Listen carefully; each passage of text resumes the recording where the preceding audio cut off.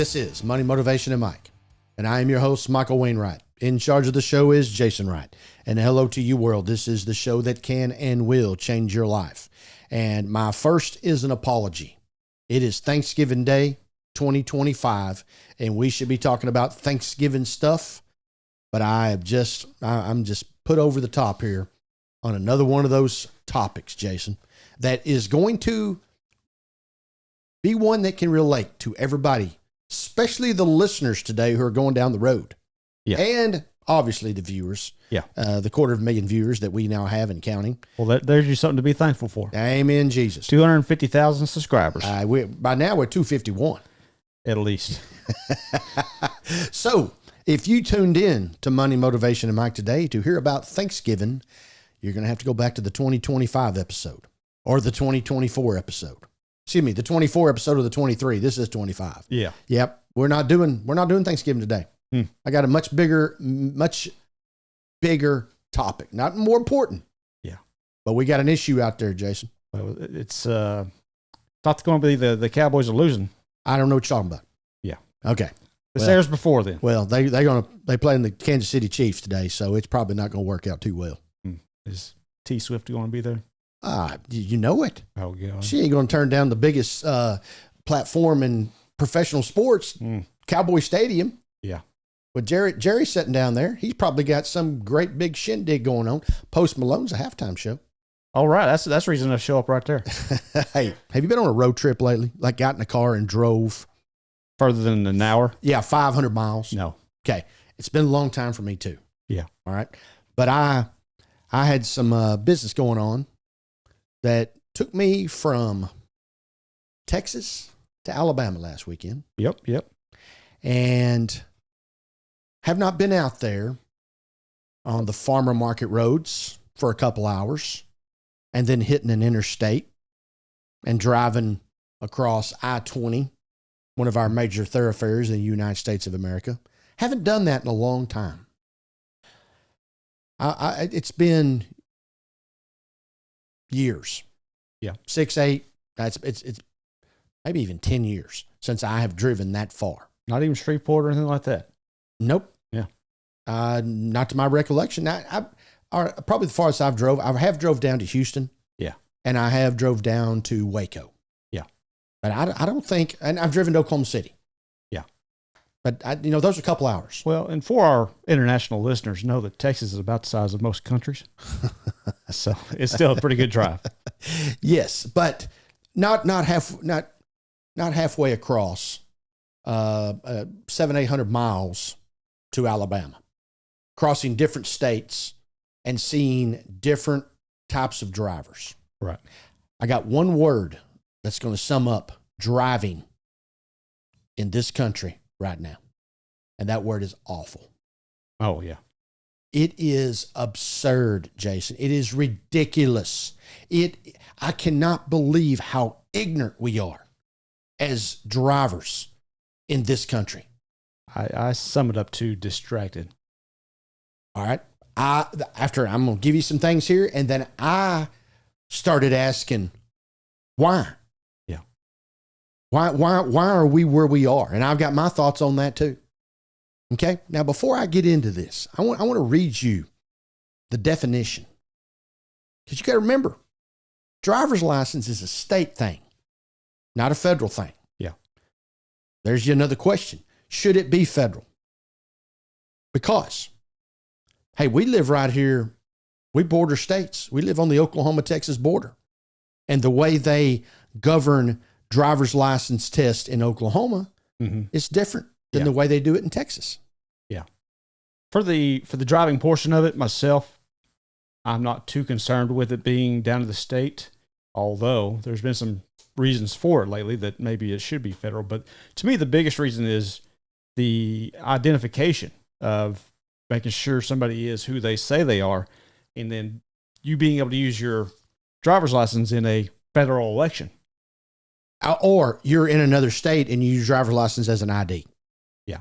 Which was passed in 2005, by the way. Just happen to have those details for you, too. Oh, okay, great. Yes. Let me read this to you. A driver's license, driving license, or driving permit is a legal authorization I want to specify legal.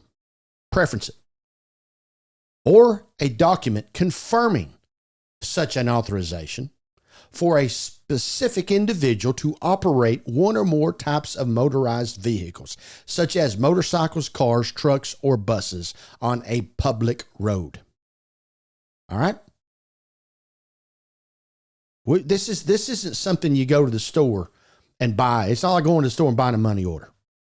We got to do something here. And this is a legal authorization for you to get behind that wheel and go down that highway. An interstate, which is a national thing, a federal thing. See, I'm sure to believe in this. I believe this is the way it should be, but it can't be.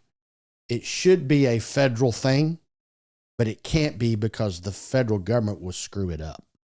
That's why it has to stay at the state level, which then brings you into the problem of your drivers in this particular state more educated or less educated than the drivers in this particular state. Hours behind the wheel, hours in the classroom, different throughout all 50 states, Jason. Yeah. I've done my search on this deal. So, as I've said, the states are behind this deal, not the federal government. Okay. Now, awful drivers. Let's give you some examples here as the listening audience right now is waiting for one of them. Left lane. It is illegal. It is a traffic ticket for you to be in the left lane and not be passing cars. The left lane is a passing lane. And that's per state, is it not? It is per state. For example, here in Texas, it is. It is. And I have been pulled over for it. Okay? Not because cars were having to pass me on the right side, because that's kind of hard for people to do. Yeah. Because I do. Usually you're the one doing the passing. I'm the one doing the passing and probably driving right above where I should be driving. Yeah, but you're just hanging out there is what you're getting pulled over for. In an evening. Yeah. No cars within miles. Yeah. But just because you're getting over to the left and 10, just 11 o'clock at night, coming through a little small town. Yeah. On the highway. Right. No, he pulled me over. He pulled me over to see, are you drinking? Do you have drugs on you? Yeah. It was nothing to do with the fact that I'm going down the left lane. But they need to get out there and really promote left lane passing only, and get your tail over here in the right lane. Left lane is for passing only. Now, I hang out typically in the right lane, but I'm like you. I'm usually the one doing the passing. But there's a couple of stretches around here, even on the highway, that the right lane is kind of rough. It is. I will hang out in the left lane because it's smoother. I'm with you, but during those times, everybody else is in the left lane too. So you have to go back over to the right. I know exactly. We got some of those roads here within just a few miles. Exactly. Of this station. Exactly. Okay, here's another big one. Does anyone not understand what the on-off ramp is for? Okay, when you get on a highway, the ramp on is to get up to speed. Yeah. To blend in to the traffic. Matching the traffic. The ramp to get off is to get off the highway and slow down. To decelerate down to not make a traffic jam behind you from hitting the brakes half mile before that gum ramp is. Right. And these people will get on interstate. You know how fast people are going on interstate? Mm-hmm. You get ran over pretty easy. Yeah. Somebody driving 45, 55 miles an hour on a 75. Get on the on-ramp trying to get into traffic at 45 miles an hour with 3 more cars behind them. Yep. You know what that in details? Hitting a brake. Yeah. And now the cars behind you are having to slow down. They have no momentum. We're riding the brakes so we don't hit the guy in front of you. Mm-hmm. So we're getting on the highway at 30 miles an hour. Yep. Drives me crazy. Yep. I'm with you. Do you realize most of the people in this country do not use their blinkers? Once again, I have been pulled over for no blinker. So I'm telling you all these things because I've done them. Yeah. And I've now remember them. I use blinker. I use blinker to go into my driveway when no cars, nothing around. Yeah. Driving down the street and you're coming up on your house, nobody's in sight, and you're turning on your left blinker. Couple of dogs laying in the front yard. Yeah. I turn on the blinker so they know what I'm doing. That's right. And we have a nice quality solid bunch of semi-highway truckers that listen to our show. Mm-hmm. The semi-trucker 18-wheelers that I come in contact with between here and Alabama do not give a flip if you're behind them or not. They're coming over. Yeah. They don't care.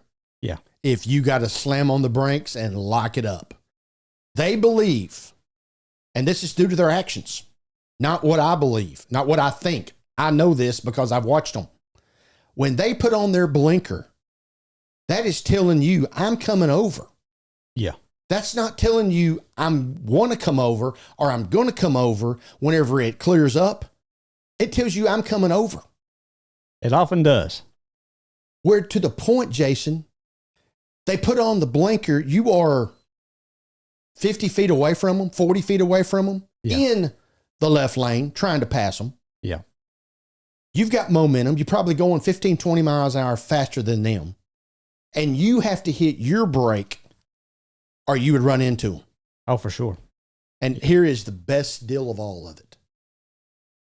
These guys never pass other semis going down a hill. They, some reason, I guess it's like in the semi 18-wheeler code book, you can only pass other semis going up a hill so that both of you slow down the rest of the world. And then it takes, then they get the momentum going back down the other side. And if the dude on the right lane, he's not going to slow down because he wants to get his momentum going too. Yeah. And he ends up outrunning the guy on the left side. And then you're sitting there for 3 or 4 miles just jammed up. Jason, I'm telling you, it happened to me at least 5 times. Yeah. Out there on that stretch of highway. Oh, yeah, it does. They don't take in account your momentum. You've got three. They got space. They're going to just jump in. And then when you jump over in front of them to go up, like you're coming up to a stop, lay on the horn. They're going to honk at you. Yeah. Jeez. Hey, I love all you guys. You're carrying the groceries. You're bringing all the goods home. But man. And we're not talking to our listeners. They've got it down. They know what they're doing. All right. You know what? You're right. They're the guys that ride in the right lane. Yeah. They're the ones that are griping about their buddies who are trying to pass them going up the hill. Yeah. That's them. That's exactly right. That's right. Yes. Maybe we need to start advertising in truck stops so that we can help them get on our show and we can teach them how to drive 18-wheelers. Yeah. Or just get our trucker friends, our trucker subscribers out there to tell their fellow brethren out there on the road. Nah, you know what? I think it's my responsibility to let them know how they should be driving. Hey, whatever it takes. Yes, sir. Knowledge. Do we not have any knowledge? Okay. This happened. I'm not making this up. Okay. You're sitting there at the red light. You're going to turn. There's no protection light. No protection error, excuse me. Yeah. And there are lots of protection errors out there these days. Yeah. And you're talking about just a solid light or something? Solid light. There's no solid green light. The old fashioned. It could be a green arrow, but right now it's solid. It's just solid. It's the red one and the yellow one and the green one.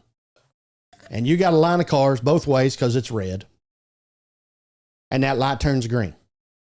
So here comes the oncoming traffic, right? Mm-hmm. And there's a bunch of it. And there's so much of it that the light's going back to red before the front car can make their left turn. Here's the rule. You get out there into the intersection. When the light turns yellow and the oncoming traffic is coming to a stop, one car is allowed to go left. That's how it works. That is in the driver's license, get your driver's license test booklet. If that wasn't the case, there's a chance you may sit there all day. I sat through 2 lights and never saw a car turn left. Incredible. Do you not know how to drive? Incredible. And here's your other good one. They sit there and they won't pull out of the grocery store parking lot. They sit there and they have chance after chance after chance. Good quality chances. You could get out there and get moving and get into traffic. And then they don't take those chances. Then they get frustrated because the people behind them are honking, including me. And then they dive out there in front of somebody and almost cause a wreck. Mm. Yeah. Yeah. Decision making. Bad. So I'm telling you, I was blown away with the driving in this country. Now, Jason, when you took driver's ed, did you get to take it in school? Driver's ed, yes. It was still in the school when you were coming through. That's right. Yeah, 13 years after me. All right. So you still had the simulators. No, we didn't have simulators. Okay. All right. But it was go out there and just jump in the car and let's go. We didn't do simulators. You had your school teacher. We had a few discussions, and then it was straight to the car. That's right. You took driver's ed in a pasture in southern Oklahoma, didn't you? Yeah, I'm surprised you had simulators. We did. Wow. Top quality dogs over here in Texas now. Yeah, I don't know how good those simulators were back in 70s, 80s, whatever it was when you graduated. Well, I wasn't getting a driver's license in the 70s, sir. I was 11 years old when the decade come to an end. Yeah. Okay. But we took a full semester of driver's ed in the state of Texas in the 1980s. Mm-hmm. And we had like a mobile home. And there were driver simulators all along the way. Probably 40 of them lined up, maybe 30, whatever it was. Maybe it was 25. It was a bunch. And they would show you a movie up here on the front screen. And you had to turn. Yeah. Hit your brake, hit your gas. You had your speedometer, you had your horn, everything.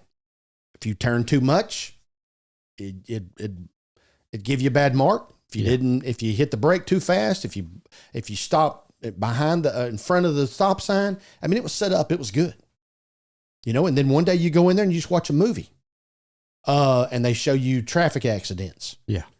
Try to scare you? Yeah. Oh yeah. I mean, and these deals were blood and guts, man. Good Lord. Yeah. It wasn't seeing a crushed car. It was seeing it all. Yeah. Let's make sure it gets your attention. Hey, we're going to put the fear of something in you. All right. So you work in these simulators. We every day for an hour. Okay. That's 5 hours a week. That's roughly 22 hours a month for a semester. Wow. And towards the end, then 4 people would get in the car. You had now they brought in some other teachers, and you had a driver and you had 3 in the back seat, and you had the instructor in the passenger side with his little brake down there at the bottom. Yep. And everybody'd go drive 15 minutes in that hour. Mm-hmm. You drive away from the high school, you come back to the high school. I don't remember how that all went down, but we drove every day. And we'd be in the car with different people every day.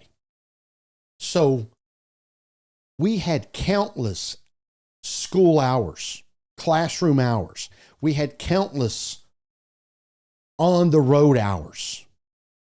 See, right now, every driver out there on that highway is being taught by somebody different, because we don't have instructors at the schoolhouse anymore where it's required for you to take driver's ed. Yeah. Now, my class was a summer class. It wasn't during school. Yeah. It sounds like yours was an actual class. Mine was a class. Yeah. It's just like English 4. You had to take it. Wow. Yeah. If you weren't even going to get a driver's license. Yeah. And you were 15 years old, mm-hmm. You're taking that. You're taking it. It's required, just like taking a physical education, a PE class. Yeah. Yeah. That's the reason. Our drivers are awful. Okay. Now, of course, I guess that's my opinion. But driving gets worse and worse and worse every day. And maybe these drivers, they got them cars that don't have drivers anymore. Yeah. And maybe that's the way we go. Hey, did you hear about that? One of those cars have had no accidents. They're really popular in Southern California, really over there in the LA area. Last week, because, it has those sensors everywhere. Yeah. Last week, when those cars ran over a cat. Uh-oh. Yeah. Didn't identify a cat. Animal right activists all over them. I imagine. Oh, who are they going to throw in jail? Yeah. Exactly. Who do you write the ticket to, officer? What's this dummy's name? Yeah. I do think they actually can write them a ticket, but they essentially are sending it off to whomever. All right, are they doing it like the company. Elon Musk because he owns the car deal, his electric cars or whatever it is? Pretty much. Yeah. This ticket's being written out to nobody. Yeah. What's your driver's license? 007. That's right. No name given. All right. Now here's my final thoughts on this. And as you can tell, I'm pretty peeved with this classroom stuff. Right here off the internet. In the state of Texas, you only have to have 30 classroom hours. Now I've already told you I got 30 hours in 1 month in a semester class. I didn't get 30 hours. I'm pretty sure. Oh, I can assure you. I could be wrong, but it's been a long time. The people that drive in my areas, yeah. I don't know, they've had 3 hours. And see, here's the thing. We're getting close to 25 hours. We're getting close to 20 hours. Oh, honey, you're doing a great job. You got it all figured out. We don't need any more. We don't need any more hours. But all we're going to do is ride around, waste gas. Yeah. You don't need any more hours because most of your parents are involved in that process. We don't need any more. You don't need more behind the wheel training.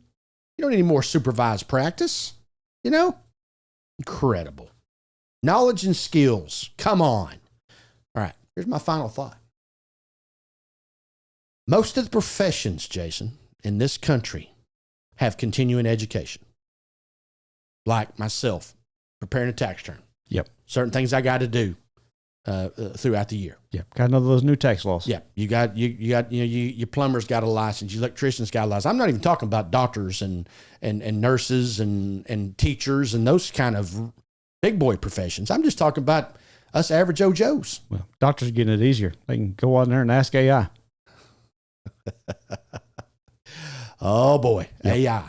Oh boy. Mm-hmm. Okay. All these professions have to have continuing education. Why do we not have continuing education for a driver's license? Why, when you turn a certain age, and that age for me would be 65, why, when you turn 65, do you not have to take the driver's license test again? Why do you not have to take it every year? Why do you not have to take it every 5 years? Yeah, I was going to suggest about every 5 years, be good to see where you are with things. I got behind a guy just a couple of days ago. He didn't know if he was in Mexico, Canada, or Texas. I promise you. Or Britain. Or driving on the wrong side of the road. He was in la land. Yeah. And it's 4 lanes. He pulls over on the shoulder. I think it's 4 lanes. I think he's lost. Jason, he pulls over on the shoulder to turn around on a 4-lane highway to go back the other direction with cars coming both ways. And I guarantee you, his poor soul did not even know what was going on. Yeah. He could barely see over the dash. He looked very feeble. And that's the reason people get killed on highways. It's hardly ever you. It's all the people around you. Getting on a highway, an interstate at 45 miles an hour and think that's not going to disrupt the traffic.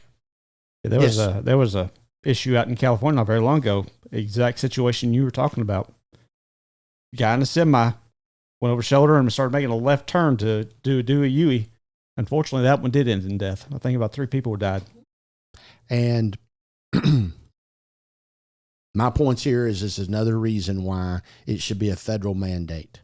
Because you have 50 different opinions in 50 different states on what it should be for the driver's license, and you're on national highways. You pass somebody every day who's taken a driver's license exam, who's taken driver's license test, who's had the driving part of the test. You pass somebody every day that did it a different way than you did. Because we don't do it the same way anymore. Now, we'll leave you just here on a small, somber note.